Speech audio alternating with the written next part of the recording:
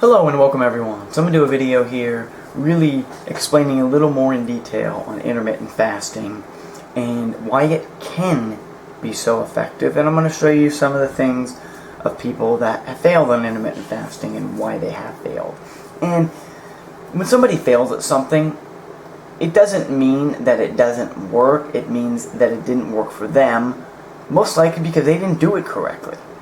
Just like people don't do a lot of things correctly, and then they blame it on that particular whatever it is they're trying, and it could be various things. It could be exercise, it could be food, it could be their job, it could be relationship, it could be anything. And the reason I'm telling you this is that there's always a right way and a wrong way. But with that said, even with somebody doing it the right way, they just may not like it, so they're not going to want to follow through with it. Because some people are just lazier than others, and some people just don't care. They only care about what they see in the present time, and they don't care about the future. And that's it. And that's that person. So, there's nothing anyone can do to help them. They have to help themselves. So if you're always watching my videos, please continue to always watch the full video so you understand all of that. If you've already tuned out of this video, then you're not going to know that. That's why I'm saying this now, about a minute and a half in. But you really need to watch the whole video if you really want to understand it, and you really need to apply everything if you really want to see if something works or it doesn't. You can't try something for a week and say, oh, it didn't work. Well, everybody gets hungry when they make a transition to raw foods. Everybody's going to be hungry when they start intermittent fasting. But it's those few days, and you got to work through those hurdles, just like running. Everything's hard for anyone that starts running. But when they keep doing it, and they keep changing their diet, and they keep getting the benefits, it gets easier. But the people that sign up in January 1st because they want their New Year's resolution, the gym's packed. By the end of January, that gym's looking empty, except for the diehards that are used to it, that are past that. And that's a fact every year. Because the gym makes an enormous amount of money on those people, because those people, they know, aren't going to be filling up the space for very long. Because they're going to quit, period.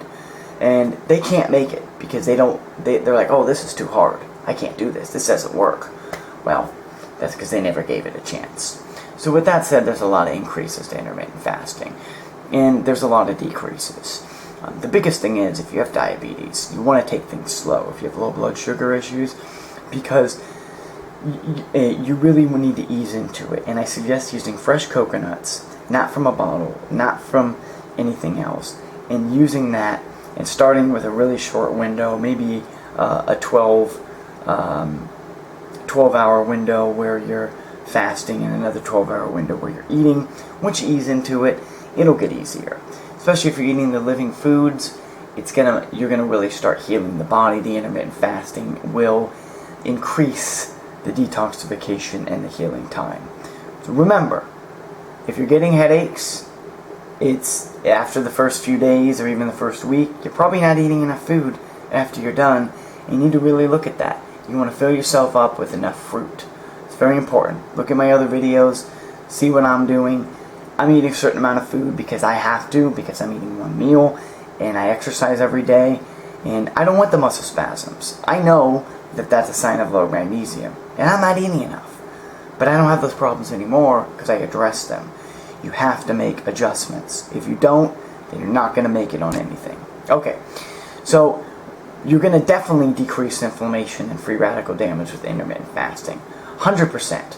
And you're going to burn fat. You're not going to burn muscle. I'll promise you that. You're not going to burn any muscle. You're going to gain muscle. And you might be thinking, oh my gosh, but I've been eating 6 meals a day of animal products. I'm going to lose every single amount of muscle I have. I've been told I have to eat 6 meals a day. And you know what? I've been down that road. And you know what? It also destroys your body. Don't follow something that somebody's doing that ends up on a bunch of pills the rest of their life.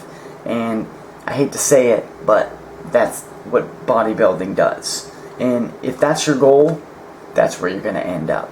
Bodybuilding can be an extremely healthy sport, but not with the drugs, not with all the heavy food intake and all the manipulation to get on stage of sodium and all this. It's not healthy, all right? And if you want to do this for you and be happy, it's great. Exercise is very, very important, and Jack LaLanne was amazing at that. And he said some very important points that I've never forgotten. Number one is exercise is meant for the body, and if you don't use your body, then it's pretty much going to rot away. And there's nothing further from the truth. And you don't need to go to the extreme, but you do need to exercise. And he also said something that is also very important, that he wanted to be mobile. He didn't care how long he lived, he wanted to be mobile his whole life. And he lived to be 95, and he did just that. He could have lived longer, obviously, and he was a big advocate in a lot of raw foods, but who knows what he did above and beyond that. I do know that he did take a lot of vitamins, and I'm a firm believer against that, and that's one of the reasons why. So, but he did accomplish his goal of being mobile his whole life, and I have that same goal. What's the point if you live to be 60 and you're not mobile, or 100 and you're not mobile? You want to be able to live your life and live it the way that you can, and live your life not having all of these issues that everyone else is having. That's the best way I can describe that. So let's go ahead and go over this one more time. Then I'm going to go over some more information. And basically, you're getting your energy by burning fat. So once again, in the beginning, you're going to feel less energy, just like you will eating fruit, just like you will eating anything transitioning where you're detoxifying. When you're eating meat, your body is not detoxifying. So you're going to get energy from those foods. But energy comes from electromagnetic energy, which comes from raw foods, and that's where you're going to really deliver all those nutrients. And in the long run, after a short time as well, you're gonna make a lot more gains with the raw living foods. Okay, so with that said, I've mentioned to people breaking your fast. If you break your fast, you're not going to get all the benefits. And there's so much misinformation online about breaking your fast and doing this. A lot of things can break your fast. Number one, mouthwash.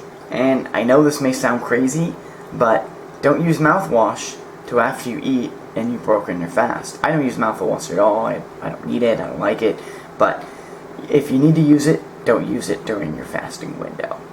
Anything that hits your throat, especially toothpaste, can also break your fast. Brushing your teeth will not. Just don't be gargling the toothpaste. And you should be using natural toothpaste anyways. So, let's go over this. Can warm water break your fast? In my opinion, it's not natural. Room temperature water is natural. I know I'm real big with Chinese medicine and the diagnosis, but a lot of things with Chinese medicine and actual fasting, with intermittent fasting and actual detoxing, don't really go hand in hand. Their diagnosis of how the body's giving signs is 100% accurate. I've lived it, I've seen them change. That's a whole different ball game. But a cup of very warm water in the morning can help cleanse your body by flushing out toxins, right? But water and other liquids help break down the food in your stomach and keep the digestive system on track. So if you're constantly drinking warm water and you're not eating the food and there's nothing to digest, you don't need the warm water.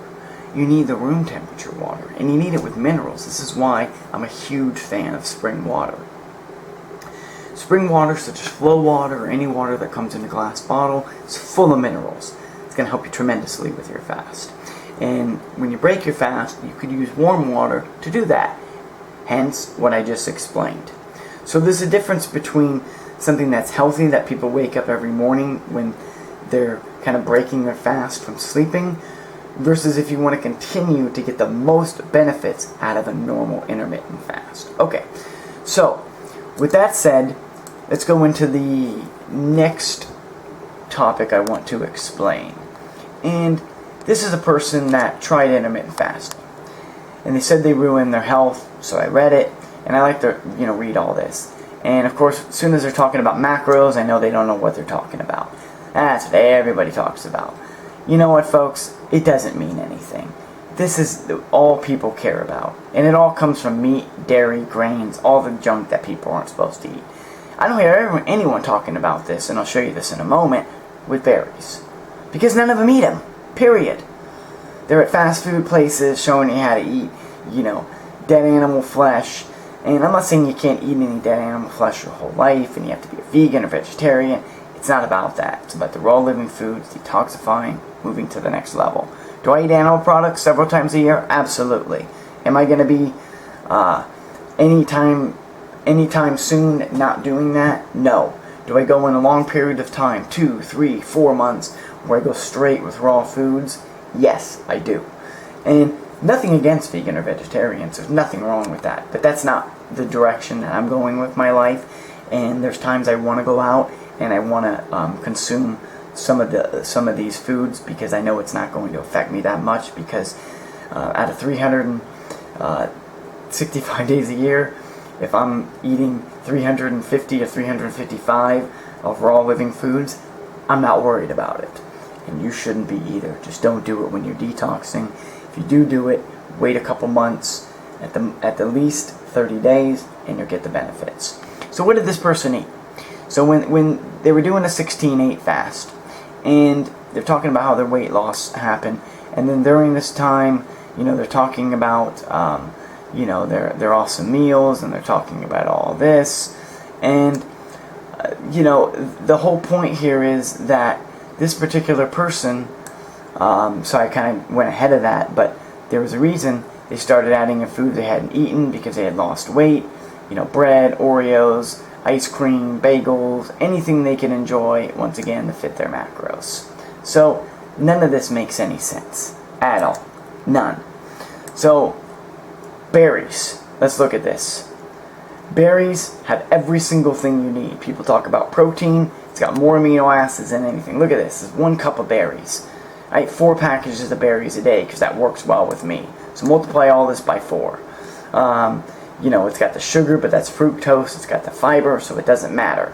When you separate the fiber and you're using processed sugar, there's a big difference. Not fruit sugar. I mean, look at all this. I mean, look at all the zinc you're going to get. 4% just from 1 cup. So you're going to get everything. And then you look at the amino acids. It's got all the fatty acids. It's got everything. So if you're eating this when you're breaking your fast, you're not going to have a problem. If you're eating junk food, as I just mentioned, you're going to have a problem. Period. So let's go into the next point I want to show you.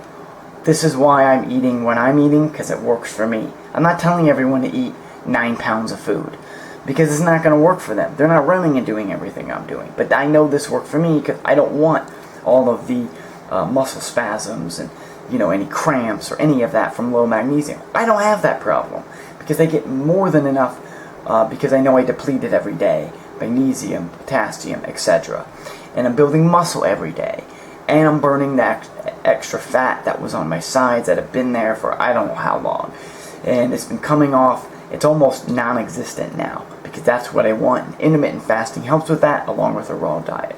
So take these tips, keep moving forward. Hopefully you watch this whole video and you understand what I'm talking about.